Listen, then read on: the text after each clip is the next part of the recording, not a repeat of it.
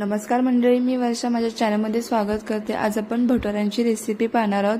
4 वाटी मी मैद्याचं पीठ घेतले, 1 वाटी गव्हाचं पीठ, 1 चमचा ओवा घेतला, तेही त्याला क्रश करून ॲड केले, 1 चमचा सॉल्ट, 2 वाटी मी रवा घेतला होता, भिजत घातलं होतं त्याला छान, तुम्ही बघू शकता छान फुगलेला होता तो रवा, 2 चमचे दह्याचे आणि 4 उखळलेले बटाटे क्रश खिसून ॲड केले। मी बघू शकता तुम्ही छान त्याचा असा डो तयार केला आणि त्याला 20 मिनिटं रेस्ट करून दिल्यानंतर छान असे पीठ छान अशी तयार झालेली होती आणि छोटे छोटे गोळे तयार करून त्याची पुऱ्या लाटून घेतले। मी बघू शकता तुम्ही आणि बघा आपले भटुरे किती छान फुगले होते।